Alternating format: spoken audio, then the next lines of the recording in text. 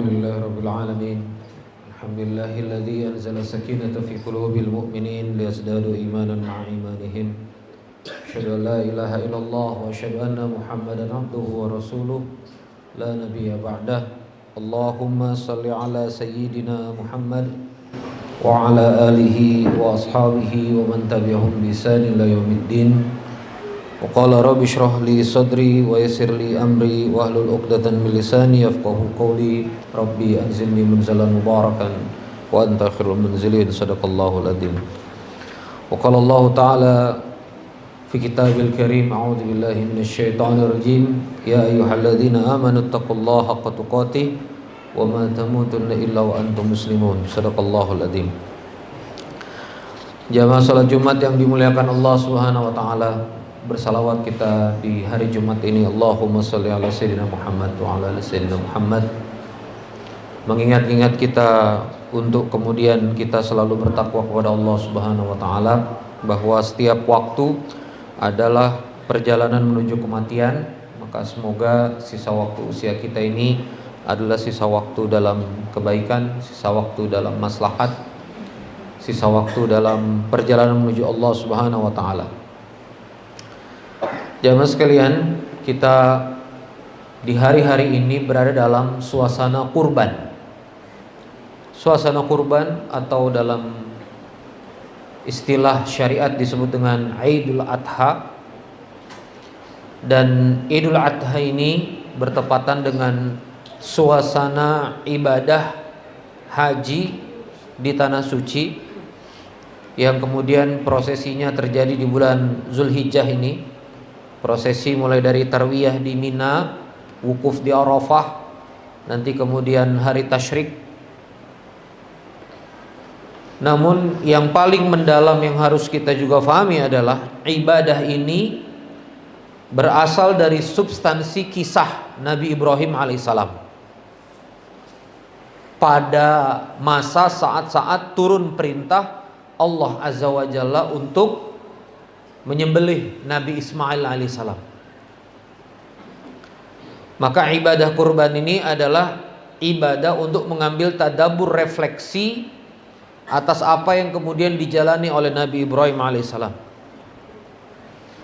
Jamaah sekalian, apa itu kurban?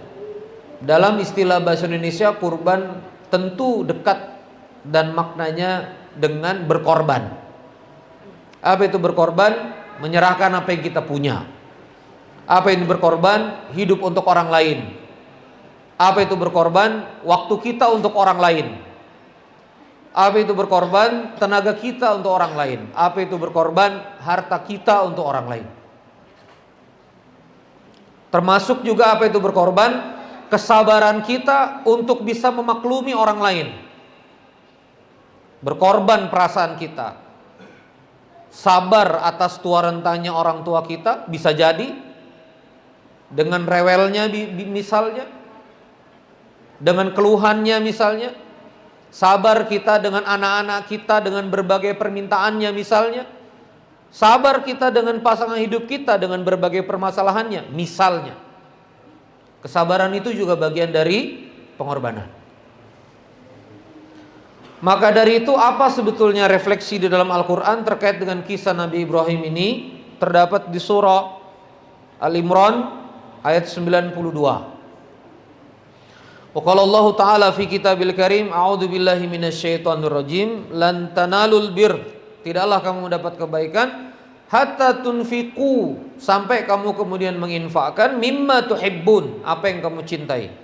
Wa ma tunfiqu min syai'in fa innallaha bihi alim, dan apa-apa yang kamu infakkan dari sesuatu maka sungguh Allah akan mengetahui. Ayat ini memang asbab nuzulnya nanti ke wakaf produktif dari Umar bin Khattab. Dia jauh terpisah dari kisah Nabi Ibrahim. Tapi tadabur yang paling dekat adalah Allah Azza wa Jalla memang menuntut umatnya, memang menuntut hambanya itu untuk kemudian berani mengorbankan apa yang dia paling cintai.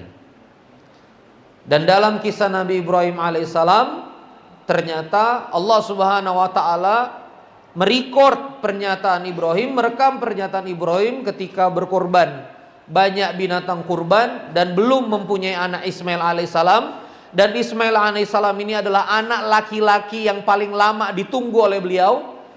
Karena seperti yang kita tahu, anak laki-laki itu penerus nasab. Seorang ayah yang hanya punya anak perempuan, maka harta warisnya tidak tutup, tidak berlanjut, ya. Kalau punya anak laki-laki dia berlanjut, istri 1/8, anak laki-laki total anak itu mendapatkan 2 bagian dari total semuanya. Maka ini anak laki-laki ini penting. Nabi Ismail ini ditunggu Nabi Ismail alaihissalam. Tapi begitu lahir, Allah uji. Wahai Ibrahim, sembelih. Dikonfirm sama Nabi Ismail alaihissalam. Ismail kecil waktu itu, nak, ini ada, saya harus menyembelih kamu. Nabi Ismail hanya mengkonfirmasi, apakah ini perintah Allah? Kalau perintah Allah, ayahku, lanjut. Nah, ini lihat bagaimana iman seorang ayah dan anak. Maka yang seperti kita tahu kisahnya, Nabi Ismail alaihissalam kemudian begitu mau disembelih digantikan dengan binatang domba. Jamaah sekalian, mengapa kemudian di dalam hidup ini kita harus berani mengorbankan dan melepaskan apa yang kita cintai? Nah, ini pembahasan khutbah kali ini. Jamaah sekalian, melekatnya sesuatu yang kita cintai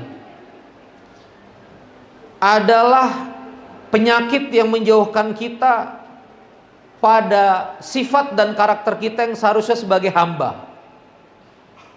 Hamba Allah itu harusnya merasa semuanya dititipi. Harta titipan, keluarga titipan, istri titipan, suami titipan, rumah titipan. Itu mental seorang hamba. Maka sebetulnya pada hakikat ibadah, ketika kita berinfak, kita sebetulnya bukan mengeluarkan uang kita, jamaah sekalian. Kita hanya mengembalikannya kepada Allah Azza wa Jalla. Maka dari itu ketika seorang hamba ini melekat, ini uangku, ini motorku, ini mobilku, ini rumahku, hartanya kemudian digenggam dengan erat, nggak peduli abang adiknya, kakak adiknya mau susah, dia nggak peduli. Mau keponakannya nggak bisa sekolah, dia nggak peduli. Orang tuanya nggak bisa bayar listrik, nggak bisa bayar air, rumahnya mau reot, toiletnya babak belur, dia nggak peduli. Dia nikmati, genggam. Pokoknya aku sekarang tinggal di komplek, pokoknya ini milikku. Ini kemelekatan ini adalah musuh, ya. Ini adalah virus syaitan yang masuk ke dalam diri kita untuk kemudian membuat kita lepas dari sifat kita sebagai seorang hamba Allah. Hamba Allah itu merasakan semuanya titipan Allah. Maka mengapa seseorang dituntut untuk berkorban? Supaya ingat. Maksudnya supaya ingat? Supaya ingat itu bukan punyamu. Malah Allah Subhanahu wa taala mengatakan di surah Al-Imran ini, mimma tuhibbun lan tanalul bir. Kamu tidak akan mendapatkan albir, predikat piala terbaik, piagam terbaik dari Allah Subhanahu wa taala, hatta tunfiqu mimma tuhibbun, sampai kamu menginfakkan apa yang kamu cintai. Ayat ini turun didengar oleh Umar bin Khattab. Umar bin Khattab berlari kepada Rasulullah. Ya Rasulullah, saya punya kebun yang saya cintai. Ini ghanimah pembagian perang Khaybar waktu itu. Ini pohon kurmanya menghasilkannya luar biasa. Ini kebun yang saya paling cintai, saya ingin infakkan di jalan Allah. Apa kata Rasulullah sallallahu alaihi wasallam? Wahai Umar, tahan pokoknya, infakkan hasilnya. Apa maksudnya? Mulai hari ini kebunnya milik Allah, kebunnya diwakafkan, hasilnya untuk perjuangan dakwah, perjuangan fisabilillah, untuk kemanusiaan. Nah, ini Umar bin Khattab tahu nih, hatinya cinta sama kebun itu. Jamaah sekalian, kita misalnya sederhana saja, infak kenceleng masjid misalnya, kita buka, mana yang paling kita cintai jamaah sekalian? Yang Soekarno-Hatta itu atau yang bawa parang itu? Mana yang paling kita cintai? Kadang-kadang kita tidak mau mengeluarkan yang paling kita cintai. Kita punya teman sulit, mau rumahnya buruk, kendaraannya buruk, bajunya compang-camping, Rasanya kita mau kasih gamis, maka kita lihat gamis mana. Nah, ini diuji iman kita. Mana gamis yang kita cintai? Ketika kita bisa memberikan yang kita cintai, disitulah kita memutus kemelekatan atas dunia ini. Nah, ini makna dari kurban. Dan terbukti besok ini masih ada kesempatan 4 hari untuk kita insyaf. 10 Zulhijjah Tasyrik, 11 Zulhijjah Tasyrik, 12 Zulhijjah Tasyrik, 13 Zulhijjah Tasyrik. Kalau ngikutin negara berarti Ahad, Senin, Selasa, Rabu, 4 hari kita bisa motong kurban. Cicilan motor kita bisa bela, Pak, sekian ratus ribu. HP kita bisa bela sekian juta. Kambing 2 juta sekian, Pak, kita nggak bisa bela sama sekali. Kita masih punya kesempatan, jamaah sekalian, jangan kecil hati. Mudah-mudahan di ujung terakhir, wahai Ustadz, hari ini Jumat tidak ada rezeki. Mudah-mudahan Selasa ada, Rabu potong, masih bisa kurban. Rabu potong.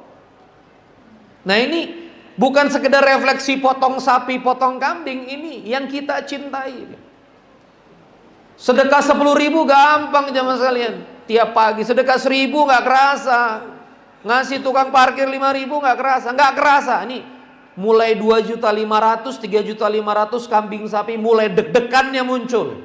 Deg-degannya muncul. Nah, kalau deg-degannya dilalui, lantanalul bir. Ini poin pertama. Melepas kemelekatan kita kepada dunia. Yang kedua, jamaah sekalian, mengapa kita harus menginfakkan apa yang kita cintai? Karena sejatinya yang kita infakkan, yang kita korbankan untuk Allah Azza wa Jalla.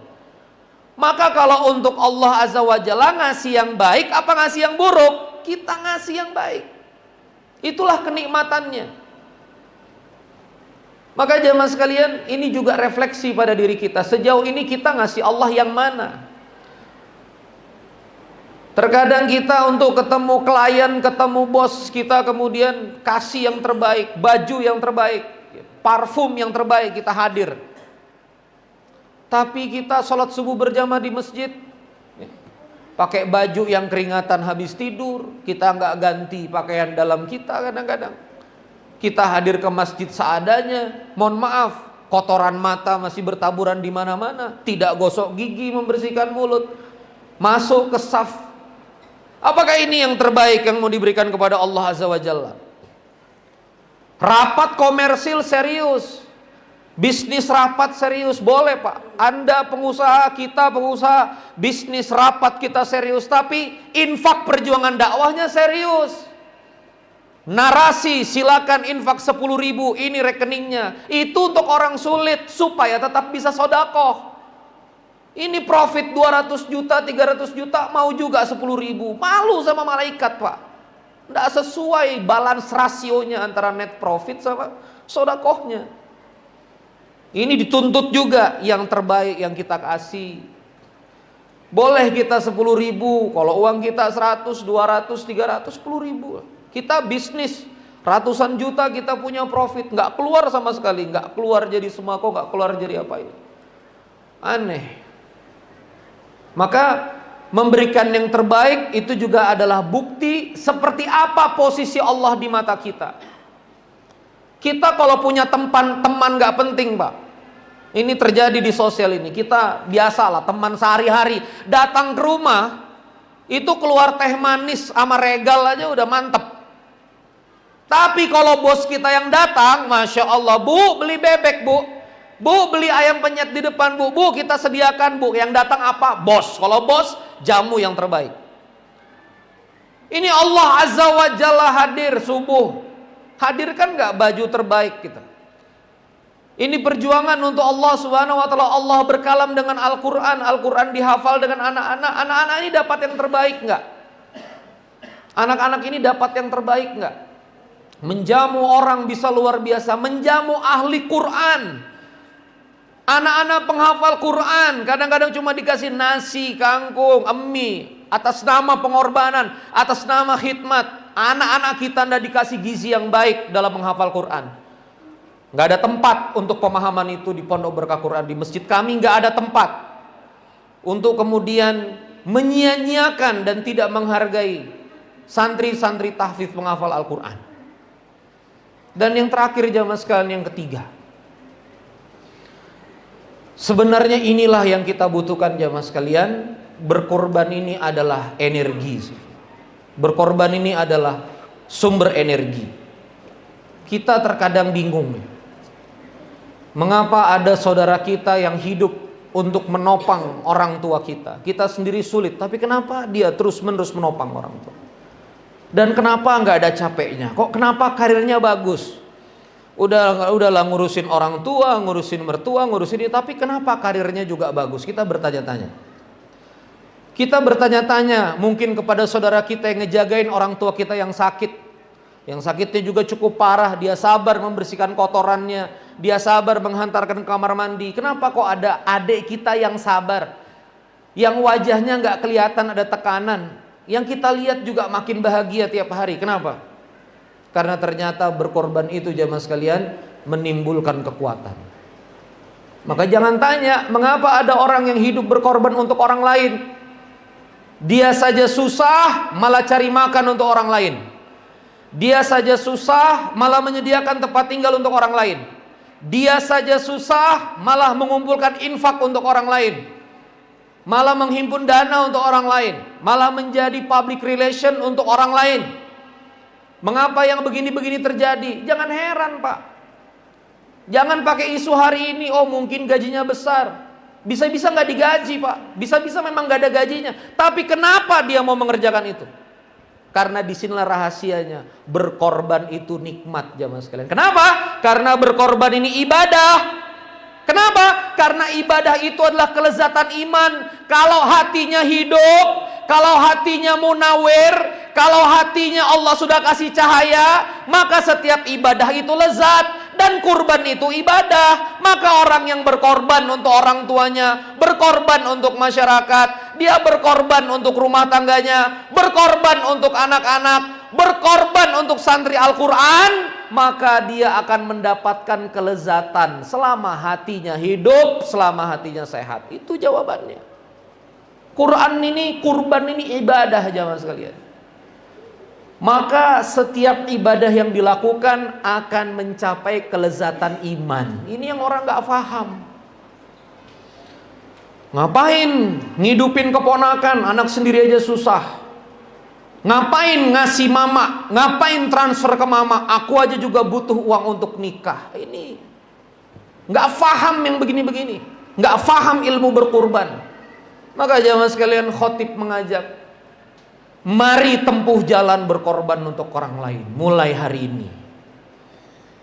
Allah Subhanahu wa taala lihat hadis qudsi, barang siapa yang mengurusi umatku, aku akan mengurusi hidupnya. Dan barang siapa yang ingin mengurusi hidupnya, silakan urusi hidupnya, aku tidak akan mengurus kehidupannya. Ilmu berkorban. Intan surullaha yansurkum, barang siapa menolong agama Allah, intan surullaha yansurkum, barang siapa berkorban untuk agama Allah, intan surullaha yansurkum, barang siapa yang menginfakkan hidupnya, usianya, jiwa raganya untuk tegak masjid, tegak dakwah, tegak Islam ini di mata umat, intan surullaha yansurkum wa yuthabbits aqdamakum, maka Allah akan menolongnya, yansurkum, menolongmu, wa yuthabbits aqdamakum, dan akan mengokohkan perjuanganmu. Intan surullah, barang siapa yang menolong Allah, yansurkum, kata Allah, maka Allah akan menolongmu. Ini ilmu berkorban jemaah sekalian. Maka jemaah sekalian, jangan sampai sholat id ini cuma tentang kupon daging. Jangan sampai sholat id ini cuma tentang bakar sate, kita senyum-senyum, gulai kambing. Jangan sampai. Jangan sampai sholat id ini cuma kita penuhin lapangan, kita juga bingung ini maknanya apa. Maka masuk kita 10 Zulhijjah, masuk kita nanti potong kambing, masuk kita nanti, kita harus punya refleksi besar bahwa jalan pengorbanan ini yang harus kita tempuh. Soekarno jamaah sekalian, anak muda usia 20 tahun, menulis tentang bangsa. Satu hari satu tulisan, masuk ke media massa, dia putar sendiri, dia cetak sendiri. Gurunya Cokro Aminoto keliling Jawa, Raja Jawa tanpa mahkota, untuk mengeja Indonesia melawan kezaliman penjajah. Naik lagi di Ponorogo 5 tahun jamaah sekalian. Merugikan Belanda jutaan gulden. Membuat Belgia berpisah. Membuat Belanda bangkrut. Berat 5 tahun di Ponorogo. Berjuang. Padahal bisa kerjasama sama VOC. Untuk kemudian, atau kerjasama sama Hindia Belanda. Untuk kemudian dapat emas, dapat gulden, makan roti. Di Ponorogo berjuang. Namanya harum. Naik lagi ke atas Sultan Ageng Tirtayasa, Raja Mataram, menggempur Batavia, namanya harum. Orang-orang berkorban jamaah sekalian. Usia kehidupannya lebih panjang daripada usia biologisnya. Jasadnya wafat, namanya didoakan orang. Muhammadiyah, Kiai Haji Ahmad Dahlan berkorban membangun Muhammadiyah Perserikatan. Rumah sakit di mana-mana, pendidikan di mana-mana, SD di mana-mana. Kiai Haji Ahmad Dahlan wafat, namanya tegak. Nahdlatul Ulama Hasyim Asy'ari membangun paradigma keulamaan di Jawa. Pondok-pondok sekarang tegak di Pulau Jawa dengan tangan Nahdlatul Ulama Hasyim Asy'ari. Masyayikh kita, guru kita, Kiai Haji Hasyim Asy'ari wafat, namanya harum. Menjadi organisasi terbesar di negeri ini untuk keislaman. Tapi orang-orang yang hidup untuk dirinya sendiri, sejarahnya hanya sebatas batu nisan. Lahir kapan, mati kapan. Innalillahi wa inna ilaihi raji'un. Sudah. Apakah kita mau sejarah kita, anak-anak kita cuma melihat kita sebagai ayah yang lahir kapan, mati kapan? Apakah sejarah kita cukup dengan biodata, lahir kita kapan, mati kita kapan? Jangan, Bapak Ibu sekalian. Ayahku yang membangun peradaban di Karangjoang, ayahku yang bangun jembatan wakaf ini, ayahku yang bebaskan tanah perkebunan ini untuk jadi pabrik pengolahan makanan, ayahku yang bikin sekolah ini, ayahku yang kemudian bikin ini semua. Harus begitu jemaah sekalian. Jangan sampai sejarah kita cuma sampai lahir, mati. Kita harus pilih jalan hidup pengorbanan. Masih ada waktu. Masih ada waktu. Masih ada waktu. Insyaallah. Allahumma salli wa sallim wa barik ala sayyidina Muhammad. Aqulu qouli hadza astaghfirullah li wa lakum. Allahumma salli wa sallim wa an'am wa tafaddal wa barik bi karamika wa kalamika ala ashrafil ibadik sayyidina Muhammad wa ala sahabati Rasulullah ajma'in.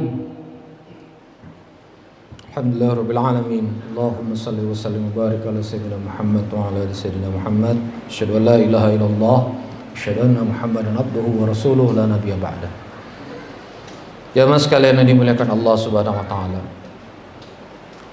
Mengapa sekarang kehidupan kita itu makin sulit sebetulnya? Di zaman-zaman orang tua kita sering dengar ada yang namanya budaya jimpitan.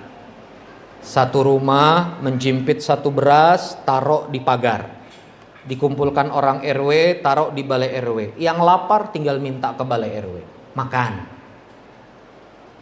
Dulu kalau misalnya mau ada nikah, maka tetangga bawa ayam, yang ini bawa nasi, bikin terpal sama-sama, hajatan, anak muda kita bisa nikah, satu kampung memeriahkan, selesai. Sedikit aneh hari ini memang. Hari-hari ini teknologi makin maju, katanya peradaban makin tinggi. Sebetulnya hakikatnya hidup makin sulit. Coba buka mata kita. Dahulu saya lihat om tante kita, kakek punya rumah, ada rumahnya, ada lahannya, tante di sini, om di sini, ini di sini, udah beres, semuanya tinggal bahagia ketawa-ketawa. Hari ini tiba-tiba harus KPR, harus cari rumah, harus begini, harus begini. Tiba-tiba jadi kompleks hidup ini. Mengapa jemaah sekalian makin kompleks? Karena makin kesini kita makin hidup sendiri-sendiri. Hidup untuk orang lain bukan lagi jadi isu. Dulu kalau anaknya tujuh-tujuhnya mikirin mama bapaknya. Kamu berapa, kamu berapa, kamu berapa, kamu berapa. Mama bapaknya banyak anak, banyak rezeki. Hari ini anak 3, orang tua kayak piala bergirir. Kapan bapak sama kamu? Kapan mama sama kamu? Ini sudah 1 bulan di sini, istriku nggak setuju. Kapan kamu gini? Ini orang tua kapan pindah di kamu? Ini suamiku udah komplain. Coba, nggak ada lagi narasi gagasan ngurus orang tua, nggak ada. Gimana mau berkah generasi sekarang yang katanya milenial itu, yang katanya ahli IT itu, yang katanya 4.0. Coba lihat, kerja dari pagi sampai malam, hutang bertumpuk, kreditan pagunan bertumpuk, kredit card berlapis, rumah nggak selesai-selesai, aset nggak punya, hutang pagi, siang, sore, malam. Kenapa? Karena hidup nggak pernah memikirkan orang lain. Begitu punya gaji sendiri, keponakan tak diperhatikan.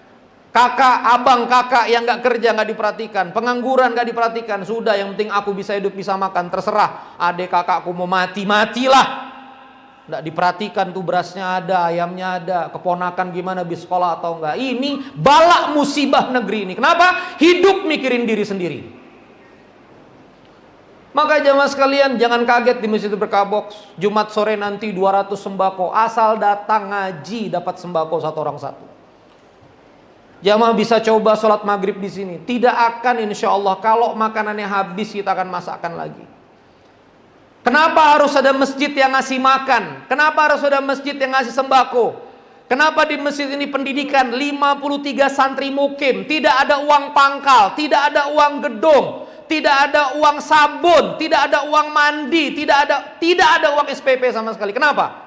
Karena kita ingin mengajarkan, meneladankan kepada umat bahwa jalan pengorbanan itu masih ada. Ribuan donatur berkorban, Pak, 100.000, 200.000. Kemarin transfer kawan saya jauh dari Jakarta, Ustadz 5 juta untuk masjid antum Ustadz. Ini udah saya transfer ke rekening masjid. Mudah-mudahan bisa bantu dakwah antum di Balikpapan. La haula wala quwwata illa billah. Dan saya tahu dia pun susah dengan masjidnya. Ini hidup yang gak pernah lagi terekspos, Pak. Hidup untuk orang lain. Hari ini berpikir, saya beli mobil kapan? Saya beli rumah kapan? Saya bisa sejahtera kapan? Hidup berpikir kecil seperti ini yang membuat kita sebagai ekosistem kaum muslimin ini akhirnya gak kemana-mana. Nabi Muhammad SAW, Pak, mulia, Pak, hanya tinggal di samping Masjid Nabawi bersama istri-istri beliau, Hujurat, Aisyah, dan Nabi mulia Nabi Muhammad SAW jika malam hari ingin sholat qiyamul lail di dalam rumahnya, karena memang sunnah yang terbaik sholat tahajud itu di rumah, maka Nabi Muhammad SAW setiap kali mau sujud harus kemudian mencubit kaki Aisyah supaya Aisyah melipatkan kakinya. Saking sempitnya rumah Nabi. Ini Nabi kita begini, kenapa umatnya pelit setengah mati? Salawat kita kencang, berurai air mata salawat kita, tapi hati kita nih jauh dari Nabi kita. Nabi Muhammad SAW, Pak, baru punya 2 dirham, keluar dia pakai baju. Wahai Nabi, bajumu bagus. Nabi keluarkan, kasih. Nabi masuk lagi dengan baju yang buruk. Wahai Nabi, aku kurang uang. 2 dirham uang Nabi, dikasih 1 dirham. Sampai pasar minta lagi, wahai Nabi, saya gak punya uang 1 dirham. Bukan orang kaya Nabi, Pak. Waktu itu 2 dirham. Kita punya Nabi begini. Allahumma sholli ala sayyidina Muhammad. Hari ini masjid diminta program makan-makan. Oh jangan, ini kas infak buat semen, kas infak buat besi, ini buat renovasi. Sibuk naikin menara, sibuk bikin dinding, sibuk bikin marmer, sibuk bikin lantai. Tidak pernah memperhatikan perut umat, Pak. Gimana umat ini mau berubah? Kenapa kita susah hari ini, Pak? Tercerabut keberkahan, gagal panen di mana-mana. Saya kemudian ke Karawang, gagal panen di mana-mana jamaah sekalian. Aneh, padi biasanya 1 hektar sekian kuintal, ini sekian kilo, sekian puluh kilo saja. Kenapa begitu jamaah sekalian? Hilang keberkahan dari negeri ini. Kehilangan anak berbakti lagi, kehilangan orang tua yang sayang, kehilangan saling menyayangi. Adik tidak peduli kakaknya, kakak tidak peduli adiknya, om tidak peduli keponakannya. Anak tidak peduli pada orang tuanya. Orang tuanya ditinggalkan sendiri, suruh mikir bayar listrik sendiri, suruh mikir ngelanjutin kontrakan sendiri, tidak pernah mikir masalah berbakti dan seterusnya. La haula wala quwwata illa billah. Semoga kita semua terhindar dari sifat hidup pengecut seperti ini. Amin. Semoga kita semua diampuni Allah semua. Semoga hari-hari ini adalah hari-hari hidup yang berkorban untuk orang lain. Kita pilih sejarah hidup kita bukan sekedar lahir kapan, mati kapan. Tapi kita harus ukir nama kita sepanjang peradaban Islam ini, dikenang dan didoakan. Di Al-Fatihain sama banyak orang, insyaallah. Allahumma ighfir lil muslimina wal muslimat wal mu'minina wal mu'minat al ahya'i minhum wal amwat innaka sami'un qaribun mujibud da'wat wa ya qadiyal hajat. Allahumma inni as'aluka salamatan fid din wa afiyatan fil jasad wa ziyadatan fil ilm wa barakatan fil rizq wa taubatan qabla al maut wa rahmatan 'inda al maut wa maghfiratan ba'da al maut. Allahumma hawin 'alaina fi sakaratil maut wa najata minan nar wa 'afwa 'inda al hisab. Rabbana atina fid dunya hasanah wa fil akhirati hasanah wa qina adzabannar. Aqimus shalah.